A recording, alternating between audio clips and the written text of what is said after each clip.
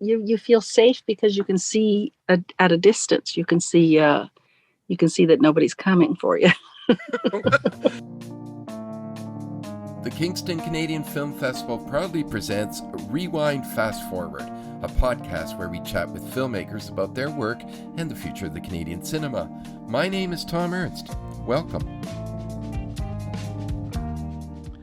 Hello, my name is Thom Ernst. Welcome to Rewind Fast Forward, the podcast that comes to you from the Kingston Canadian Film Festival. Now, listen, I have to say that most of the guests that appear on this show have been at the festival at one time or another, or will be in the future. But this guest that we have not only has been at the festival, but was born in Kingston. How do you like that? And so she is a Kingstonian, unlike any other. Now, people in Kingston know already that I'm talking about director Patricia Rozema. And Patricia, I call her a friend only because every time I've met her several times, and every time I run into her in Toronto, she stops to chat or we have coffee or something. So this is truly a delight to sit down and chat with her about her films. Now, you might remember her big hit was Mansfield Park, which went sort of commercial and all across the North America. Very big hit for her, but she began with a nice, lovely film called I Heard the Mermaids Singing. Important film, particularly for me, because I moved to Toronto, had nothing to do, walking down the street in a little theater called the Carlton, which is now called the Magic Lantern in Toronto. And it was playing this movie I never heard, and I was entered into this magical world of independent Canadian cinema, and I fell in love with it. Also a recipient of many, many awards and nominations, Patricia is no stranger in the Canadian landscape of filmmaking. Please join me as I speak with director Patricia Rozema.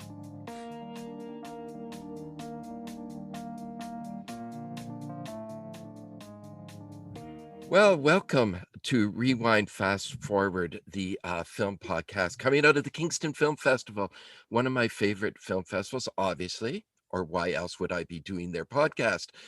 This is a really great opportunity for me to sit down and speak to someone who I've got to speak with over the years for TVO Saturday Night of the Movies.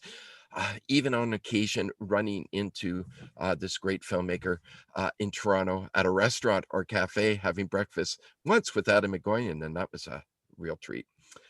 Right now, we have her sitting with us, a Kingstonian herself, director Patricia Rozema. Thank you for joining us, Patricia. You are looking wonderful, as always, in a wonderful setting.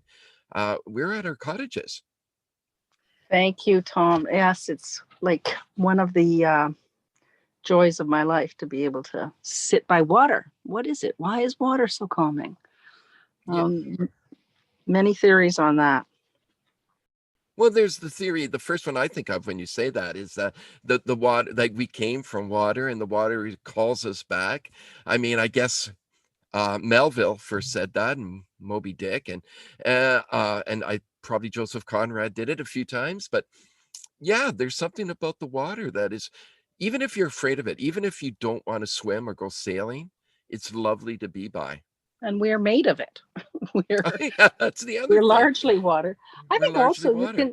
you feel safe because you can see at a distance. You can see that nobody's coming for you. Yeah, I mean, is that a concern, Patricia? Or? No, actually, I'm alarmingly fearless, according to my friends. Oh, walking into traffic kind of situation. So, no, I'm not. But I don't need to be in it, but I love to be near it. I am the same. Don't need to be in it. I have to ask, or I don't have to. I just want to.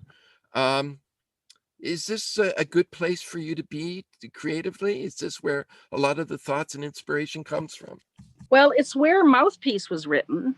After I saw the play and I saw Amy Nostbakken and Nora Sadova and talked to them and said, you know what, this could make a movie. And no one had ever considered that because it's such a kind of theatrical piece, but somehow I felt it could work. Then I said, well, why don't you come up to my cottage and we'll work on it. And we didn't know each other at all, and we just sort of didn't even really spend time getting to know each other. We got to know each other during the work, which is, I think, one of the most effective ways of understanding another human, and wrote it fairly quickly. We just all sat here either on the deck or inside, and I bought the food and they cooked it, and then we'd wake up at dawn and work again and go till midnight, and just did that in many days in a row, came up a few times, and then had a script which was kind of 30% longer than the film. And yeah, I think there's a concentrated energy that can happen when you're away from all the distractions, even if they're not literal distractions. If it's you're away from the possibility of distraction, I think that creates a peacefulness in your mind and a restfulness that allows other things to float through. And you can lie on your back on the carpet, and I think actually lying down is one of your most creative postures. And yeah, I think it's been really a beautiful spot for me. But it also takes away any kind of artistic ambition too. When I look at the garden, I think, oh my God, those zucchinis, they need some help. Then that seems to be as important. Well, that's also creative, isn't it? I mean, certainly gardening, growing, all those things. It's perhaps maybe the most literal sense of creation. Yes. And maybe that feeds the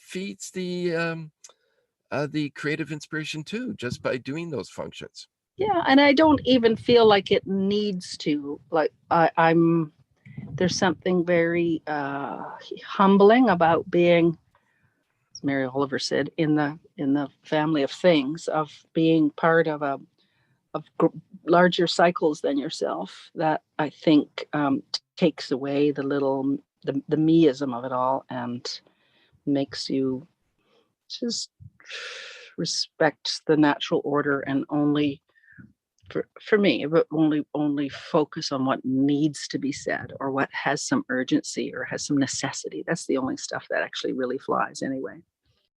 It's really hard to do that, isn't it? It's really hard to look at your work and focus on the essentials. I mean, editing, I'm speaking from out of not direct experience other than my own writing, but from what I've gathered from people who make films, who write scripts, that the editing process can be the most difficult, because it's honing in on those things that really matter. And I mean, we all heard the term kill your darlings. I mean, how essential is that, and how difficult is that process for you?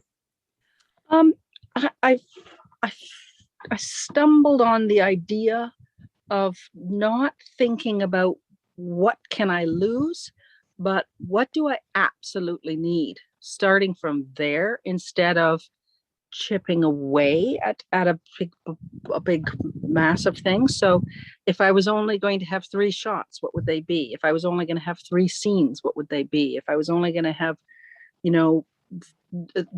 10 minutes, what would that be? And then build from there.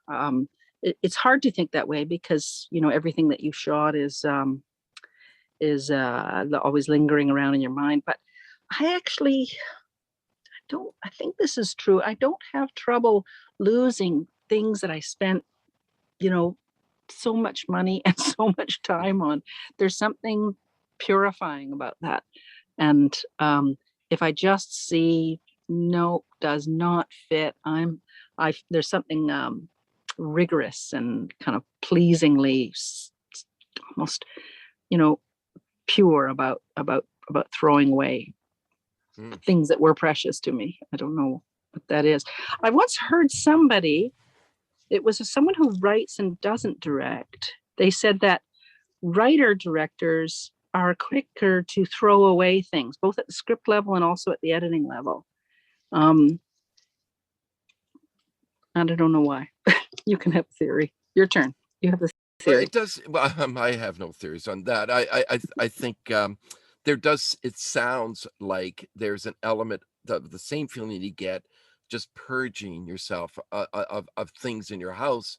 But what did strike me is a question I was sort of bouncing around in my head, about you still make short films occasionally, and I thought to myself, why would Patricia Rozema still make short films? And perhaps that is a way of honing that technique, or there's a skill in finding out, honing in on the essentials. And I'm wondering if making short films keeps that skill alive. Oh, it has nothing to do with skill honing in my mind. It has to do with capturing things I find beautiful, and because it's all going away, and I'm going away, and we're all going away. It's about keeping close what I love or find striking. So yeah, it's about death. um and not about getting better, I think. And it's about feeling free of anybody else's pressures or anybody else's expectations, because you can't really function in this business without having at least some concern for how it's going to be received. And when I make a little film, just there were 32 trumpeter swans that landed on the ice here a couple of years ago, and filming them and their goings on to a gorgeous piece of music, that was thrilling for me, because I knew they would go away, and they flew away, and now I still have them. That's all it That is. is beautiful. There does sound there's a wisp of Did I say trumpeter geese? Trumpeter swans. There's no yeah, trumpeter geese. you said trumpeters, and then my first thought was political.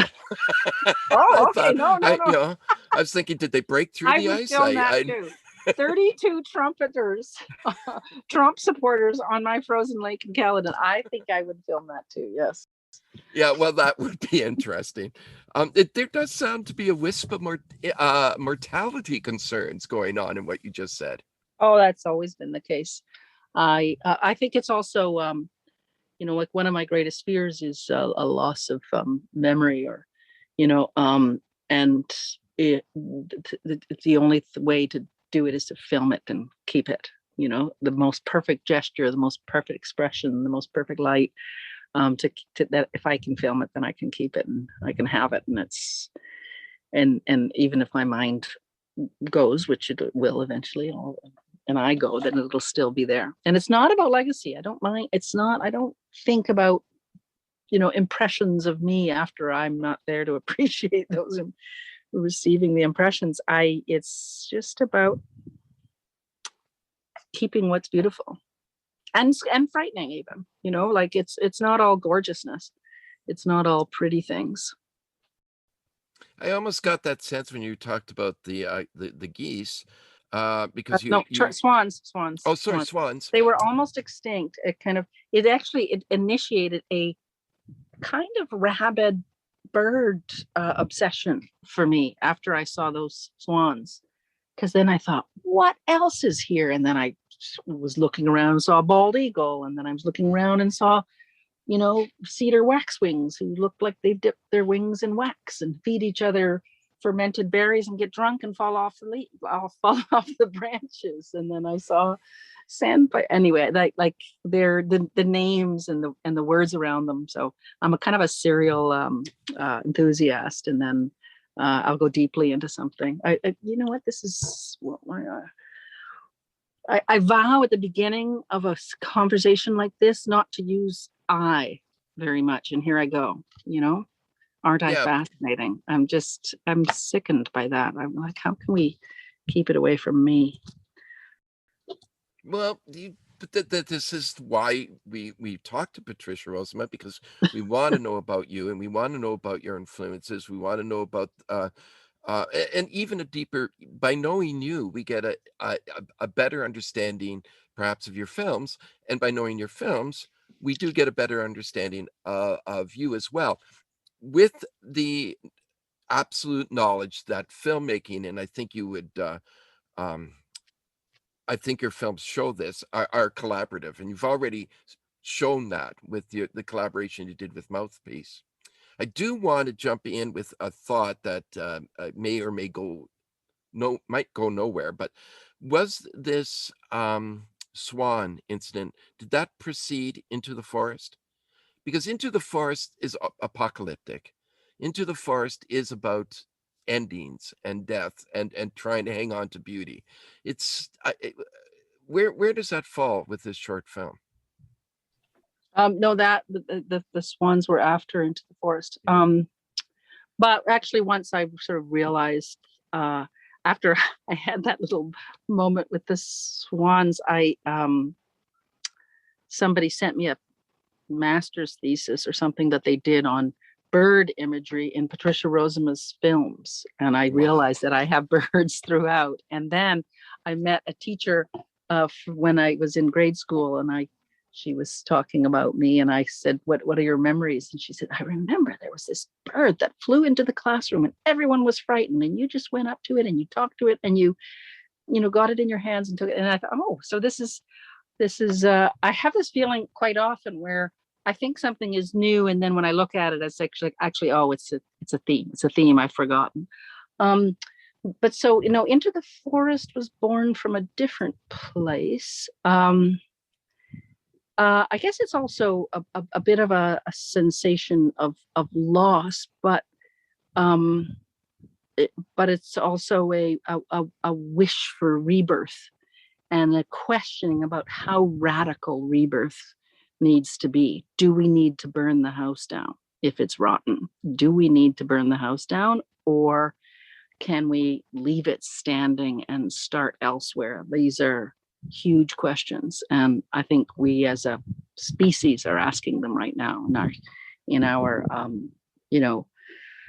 reevaluations of our relationship to nature, with climate change, and our reevaluations of our relationship to authority, with whether to defund the police, or reevaluations of race relations, and how can we reform, or do we have to destroy and start afresh? Huge I wonder question. if it's too much to take that one step further, and say a reevaluation of gender. And gender, exactly, yes. Well, and because Into the Forest has Elliot Page in it, now there's no way we could make the assumption that maybe there was knowledge of that gender transformation during the filmmaking, but it does, when you look back, you kind of see it. Yeah. Elliot is a very, very thoughtful and considered human, and something that's as profound as that kind of transformation it doesn't come up quickly, so No. that we were having conversations about that at the time. So yes, that's another thing that our whole species is. I have quite close to me people who are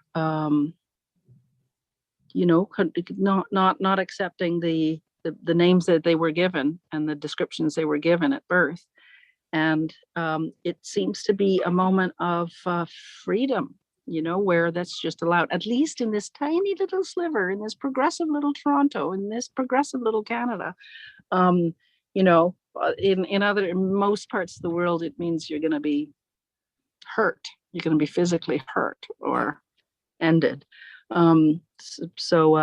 Yeah, I'm thrilled with that. I'm thrilled that that's the case. I'm thrilled that people don't have to live in shame, because it's the shame that's a killer.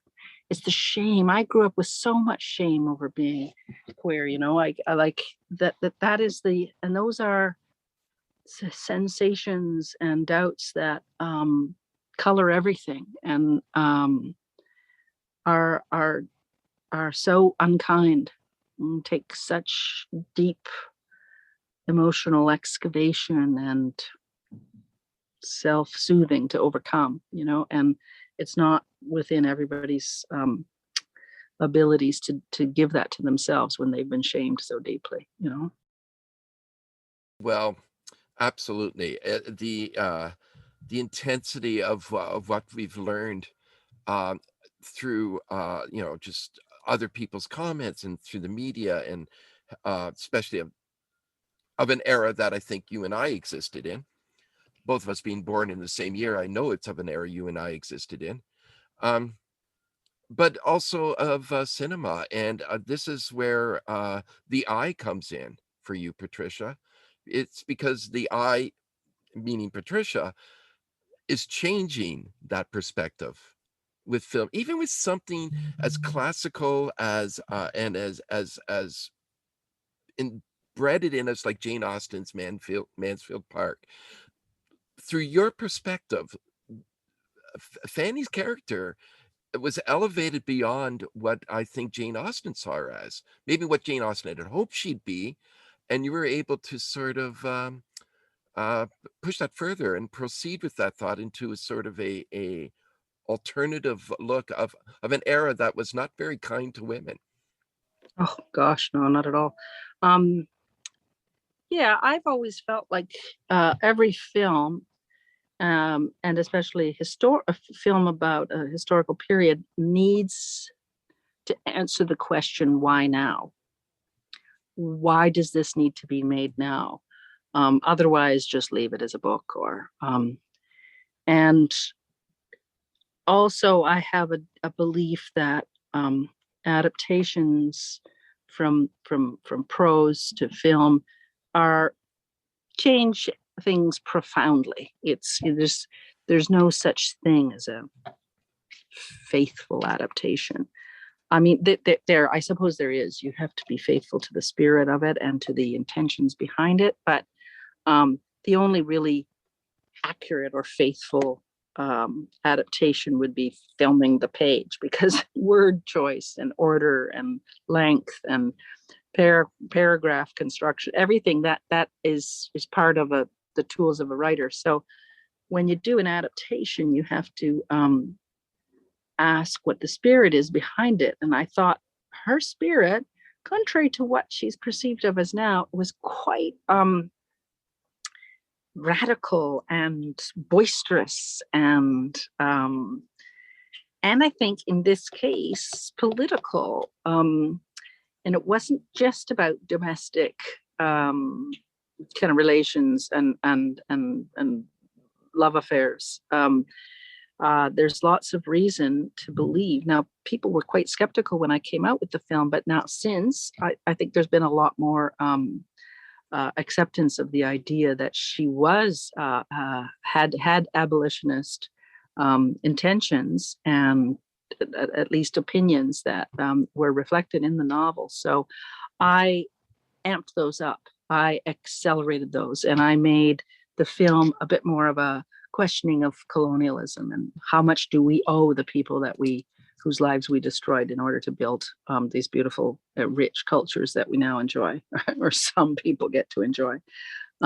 So that felt like me, an urgent question, and something I could answer while disguised, while with all the sugar on the pill of a lovely, bouncy, romantic comedy, domestic comedy. So I feel sometimes like I read early when I was in school, Flannery O'Connor saying, you gotta sneak up on them and then bop them on the head. Oh my God. Flannery O'Connor knew how to do that. Yes. A good man is hard to find, or Wise Blood was one of my favorites. oh yeah. I don't want to leave Mansfield Park quite yet, but I do want to make a little jaunt to the left, and that is, did you see Greta Gerwig's Little Women? And if you had, her reinterpretation of what could have been a very traditional story, did she succeed in altering the perspective that was that's and yet remain faithful to the book? And if you didn't see the film, then I saw it. shockingly, somehow, I never really got through Little Women. I tried several Mm. times because everyone seemed to think that that would just be right up my alley.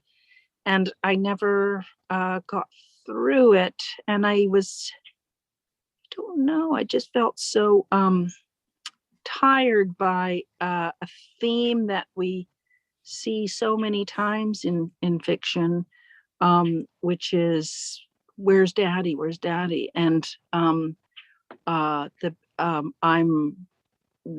don't know, I just feel like that question's been asked for so long that I'm tired of it. Mm. But I certainly loved all of the different characterizations, and they were so free. And I know that my 17-year-old loved it, and it had a huge following in a younger set, which is great, which is quite an achievement for a period piece. Mhm. And for a feature, because like most of those kids, they don't want features anymore. So I Oh, think that's Greta sad to Gerwig hear. is a fascinating artist, and I wait with bated breath for anything she does. So I can't comment on the faith fiduciary quality of that work, because I just don't really know the underlying material very well. I could never get Yeah, through it. fair enough. It was an unfair question because there was an assumption you've seen it, assumption that you might have liked it. My 14-year-old, who I guess was 12 at the time, I haven't done my math, also saw it like countless times. And she's incredibly political, incredibly, she's LGBTQ, she's a feminist, she's very strong, and yet somehow that film worked for her. And so I just wondered if that translation works, because Mansfield Park, getting back to that, on another issue, and perhaps a more sensitive issue, was a film by he who does not get mentioned anymore. And the at the time, it was a great coup to have the Weinsteins involved with your Well, it's production. not a film by him. He didn't make the film. He put up some money for me to make a film, and he was actually remarkably uninvolved. He brought it to me. He brought the book to me, and then I did the adaptation and shot it. And he never visited set. I got one note in a letter saying, "What about Francis O'Connor's bangs?" And I just ignored it and left everything the way it was. And then at the end, we did a couple of test screenings, one in London, one in New York, and one question kept coming up, like the slavery issue isn't resolved, and then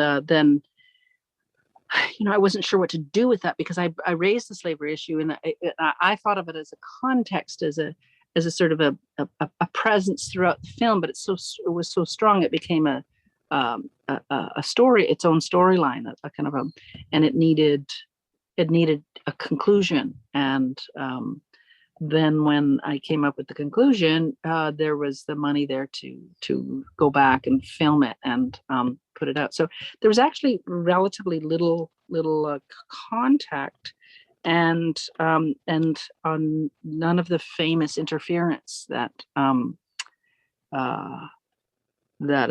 many other filmmakers talk about. So yeah, I mean, I had one of the few experiences of Harvey that was not deeply offensive and horrifying.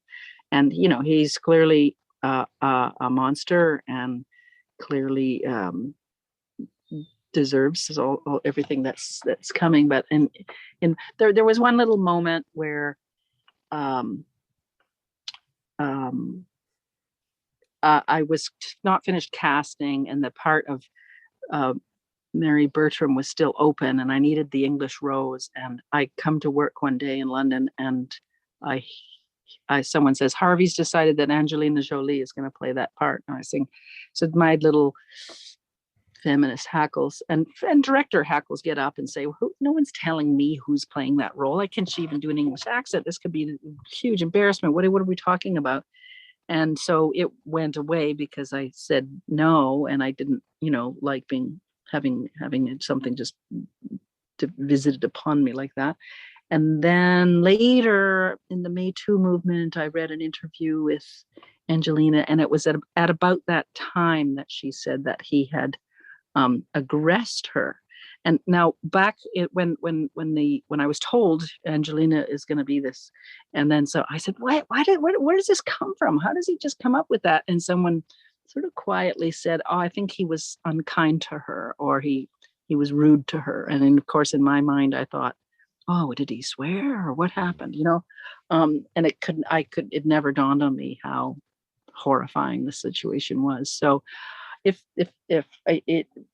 I could have played into his little system. If I'd said yes and she'd accepted it, then his little system, his horrifying, dark and twisted system, if I'd kind of cast her in it, it would have been his way of keeping someone close that he'd hurt and being able to use their acquiescence to their receiving of his gifts, supposedly as a way of proving that it wasn't so bad what he did. Anyway, so yes, that was the Harvey thing. But he also, when I started it, I had a little baby, and I said, I can't be away from this kid. I didn't have them to have her to have someone else raise her. And I just, little babies, they can't tell time. And if the person they've been counting on just doesn't show up day after day after day, it could just be a serious depression for them. And he said, no, we have to be a company that's good for women. We have to be a company that's good for women. So he, took care of all the nanny costs and flight costs for the nanny, which the grandparents of my child were the nannies. So it ended up being really, really good for me as a parent to be able to work. So that's an irony. The ability to say no to Harvey Weinstein, is that the stepping out into the traffic your friends were telling you about? The characteristic? Yeah, I suppose, but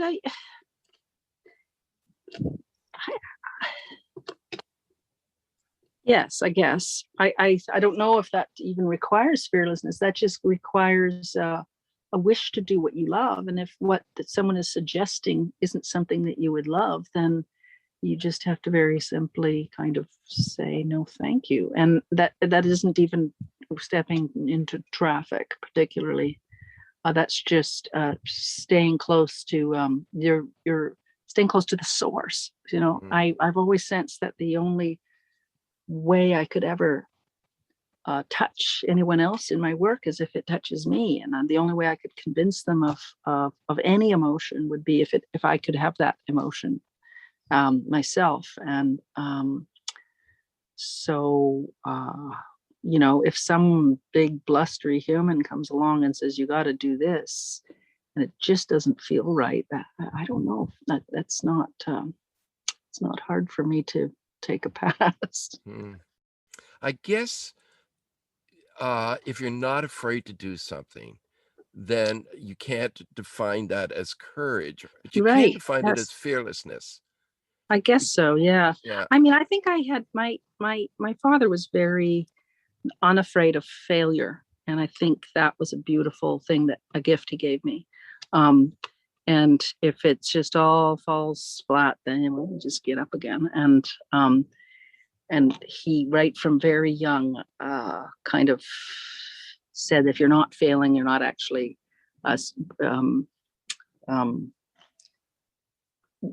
challenging yourself deeply enough. If you're not failing at least some of the time, and if you do fail, all you have to do is get up again and you're fine. Don't take it personally.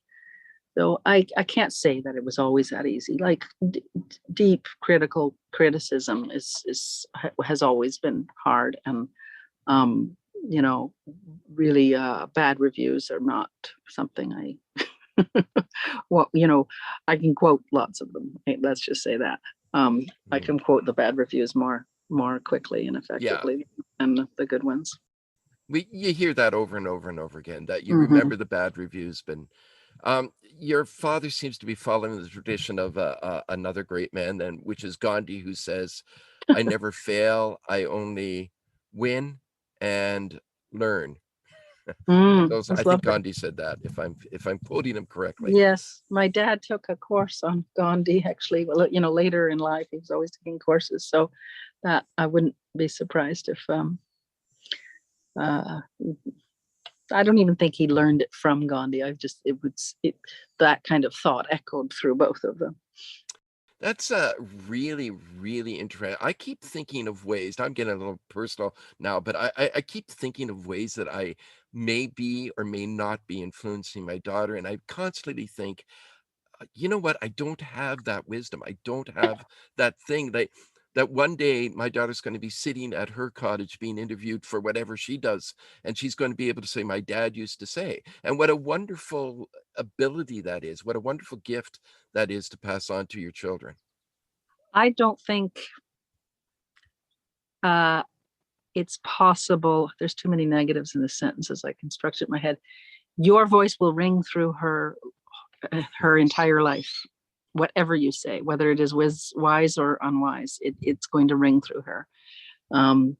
Your self-doubts, your self-confidence, all of it. It's just that's what we do. We provide inner soundtracks for our children, for good or ill. Oh, that's lovely. I think I probably told you that because I wanted to hear something positive from you, about me, and I'm glad to have that on tape. Yes, I do hope that I accidentally say wise things without knowing it, and I have to assume that happens. Sure.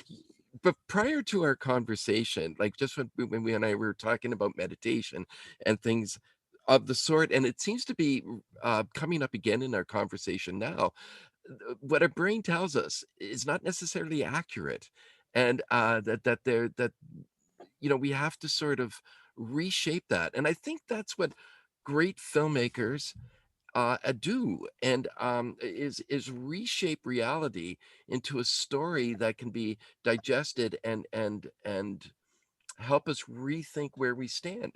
Mouthpiece does such a wonderful job of that. Of course, it first started as a really good play, and then it became this great film.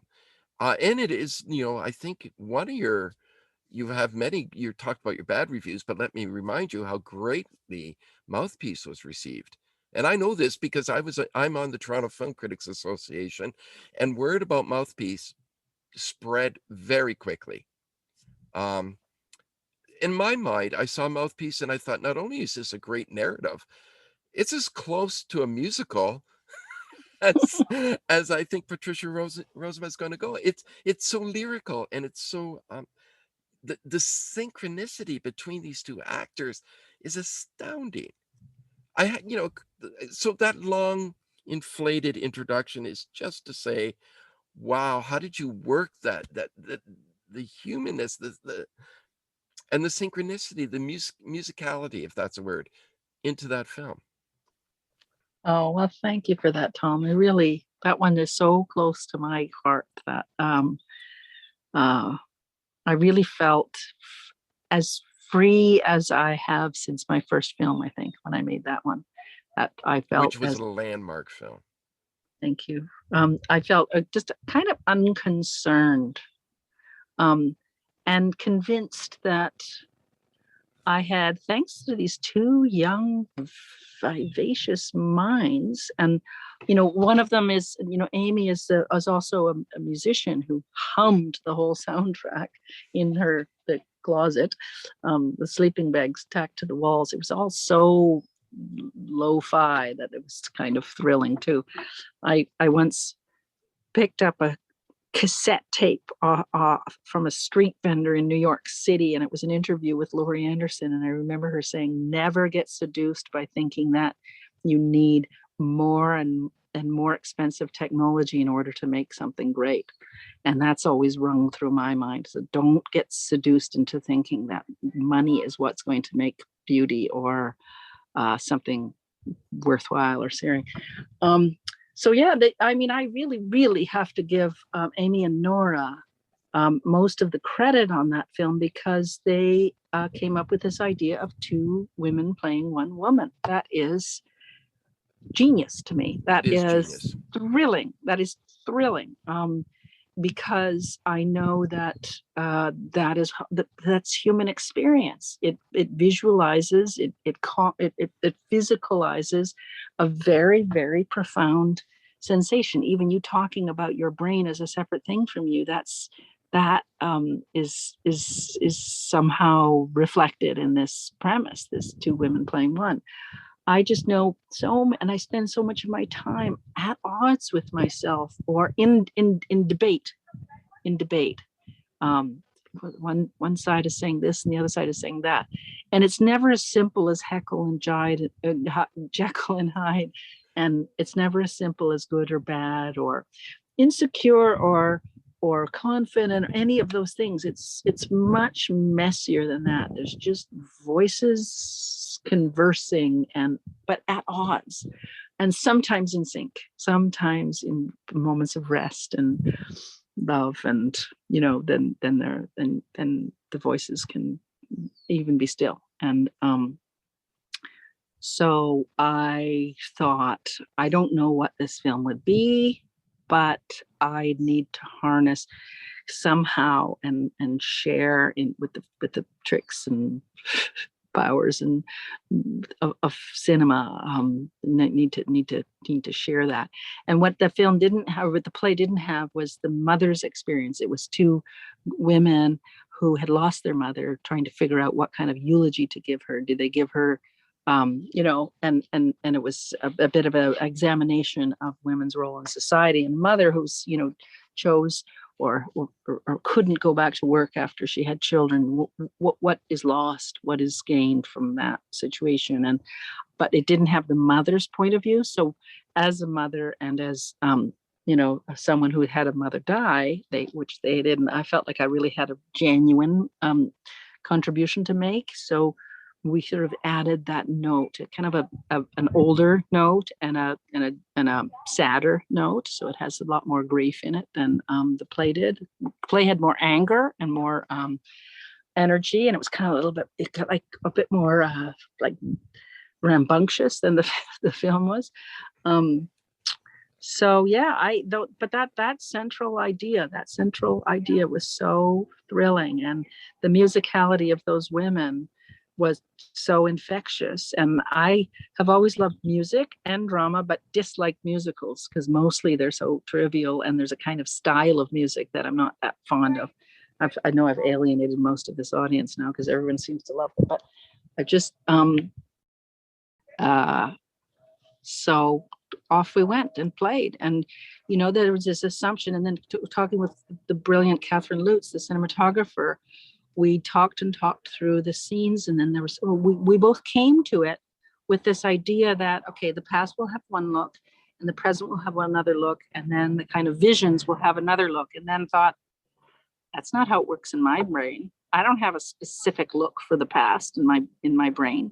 I don't have a specific look for my kind of fantasies or visions of alternate realities.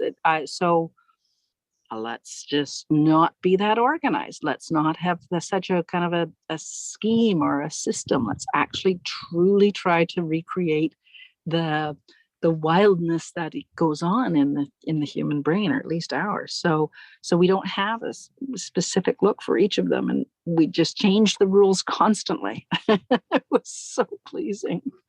It was so pleasing to watch. And as a fan of musicals, and I would say it's funny to hear you say you're going to alienate the audience because most people like them. My experience is most people don't like musicals.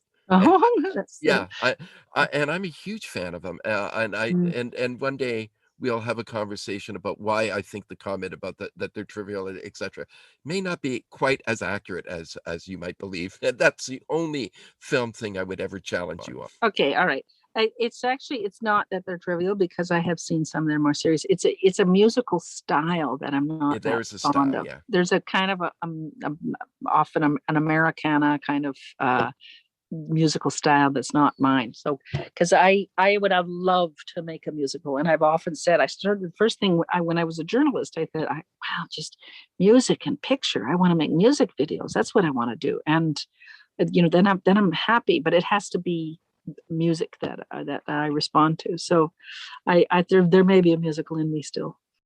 I hope so. Tom. I think everybody. I tried to talk David Cronenberg once into making a musical, and believe it or not, he said that when I asked him that, he said that just that morning he got an offer to do a remake of Porgy and Bess. How wrong would that have been? Like Porgy and Bess is not my favorite, but anyway.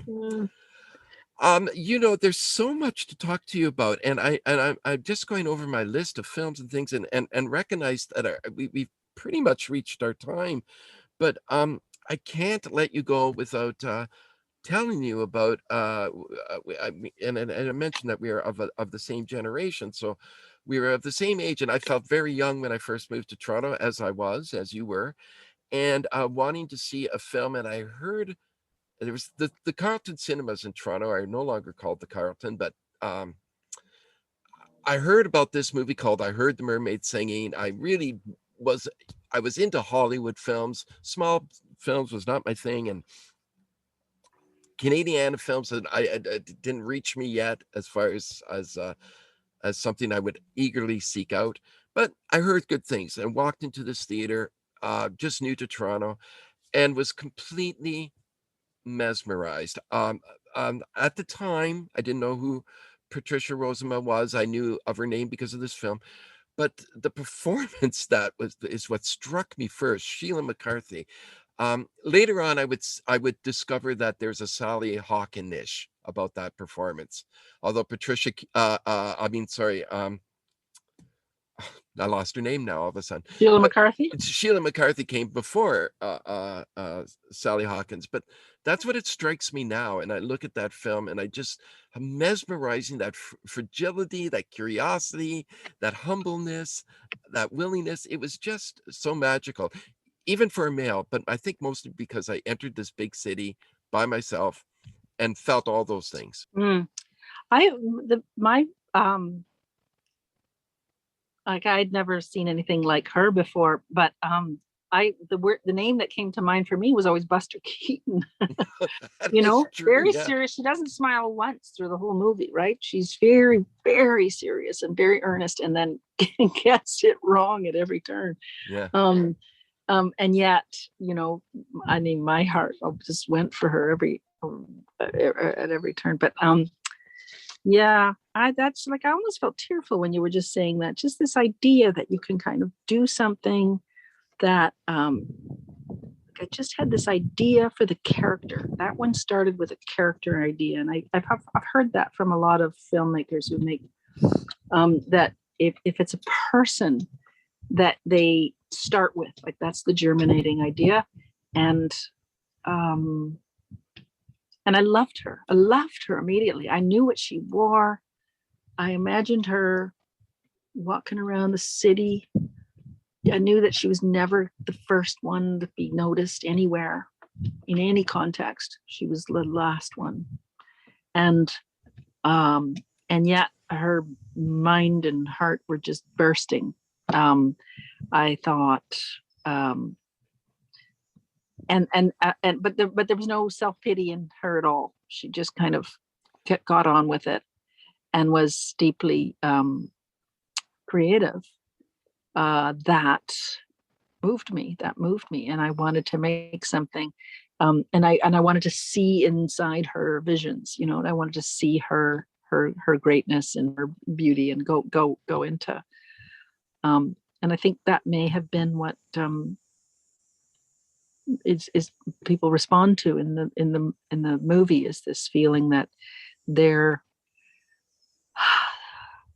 kind of poetry that's unexpressed and is unseen by others is seen, at least in this moment in this film. And it moves me so much to think that that people who are not feeling fully accepted or respected or could feel it for a few moments in something that I made. Oh, it kills me.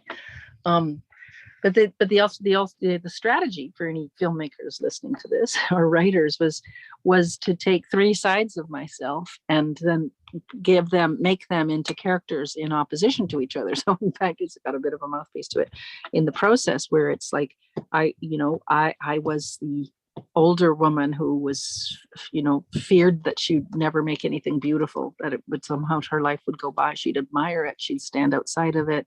She yearned to make it, to have some kind of part of her being create something else outside of herself. That was that.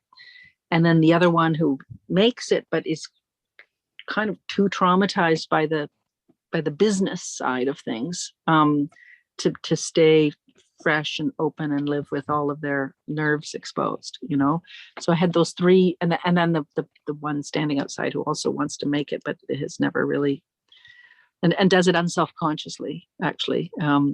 That put those three people in one context and let them play. That was the strategy of it. But it was and then I tried to make it ring on different levels, like a social level, a personal level. I even had my own little private religious strategy to it. And then even a kind of political level. Like I thought of her as Canada, right?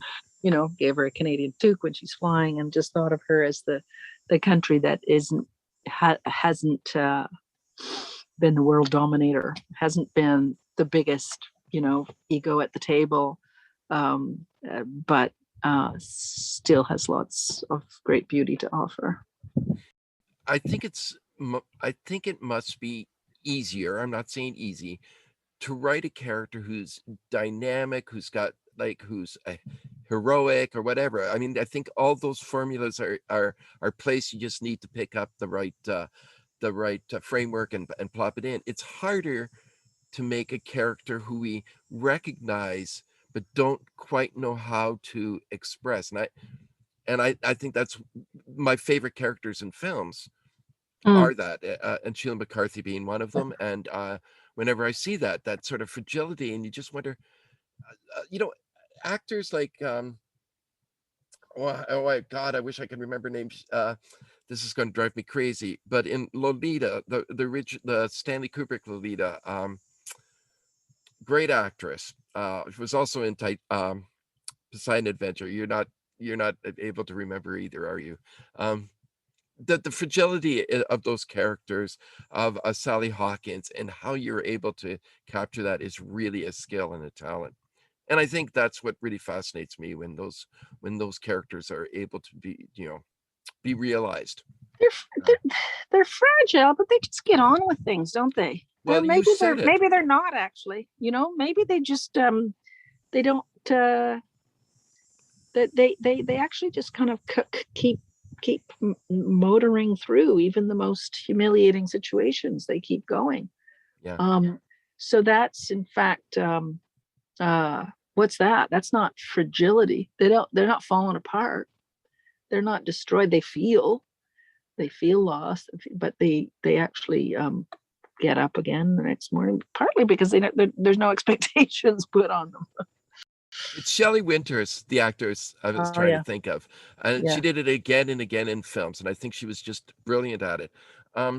No, I guess you're right, not fragility. I think you said it perfectly when they are it's not even stoic. They're not even stoic. They're just they just get on with things, and I think that's said perfectly. Now you talked about certain element of obliviousness also helps. That helps.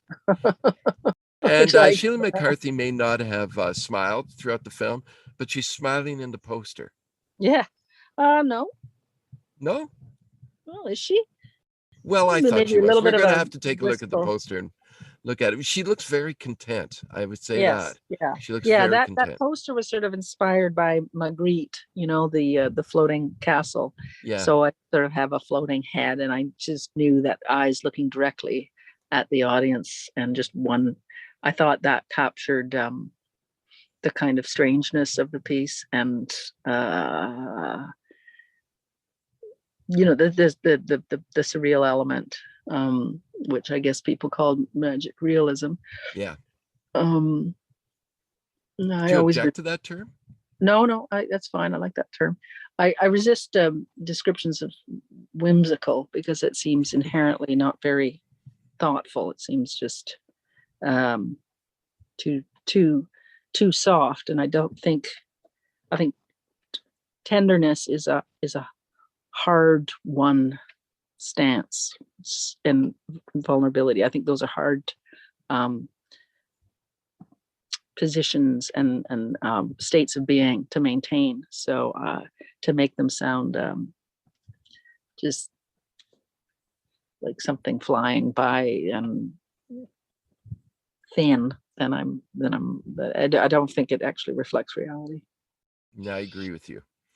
I know that I could talk to you for another hour, 2 hours, 3 hours, and it would be, the interest would never wane. So at some point, I just have to say, thank you so much. Oh, thank you. I really appreciate you taking the time chatting with us. Because we ask everybody this: is there an up and coming filmmaker? And it's putting you on the spot, but is there an up and coming filmmaker you think in Canada that you think we should be looking out for or watching for? Too many to say.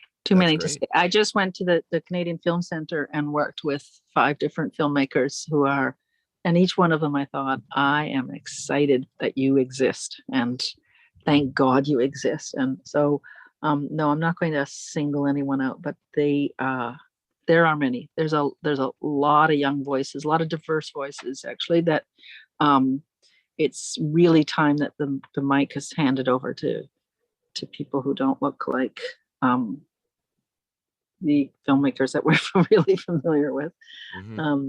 And just like hear their perspective on life. Mm-hmm.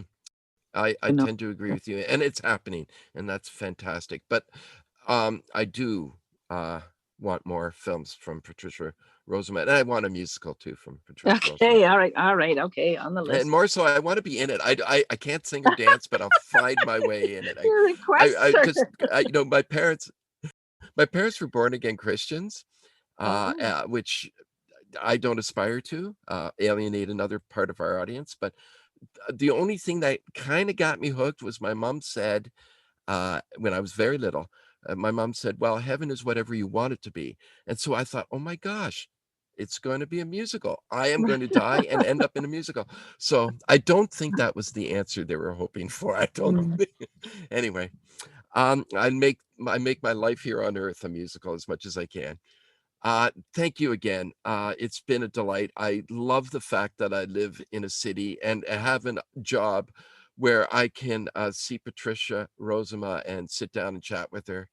You're always been very open, and it's reflective in your work. Yeah, your love of the film is so palpable, Thom, and I just it's just a joy to share these thoughts with you, and I love your readiness to not make it about films and the process of making them, but making about life, because that's like let our conversations expand to things that actually really matter, and that's always been welcomed, and you do that so well. Thank you.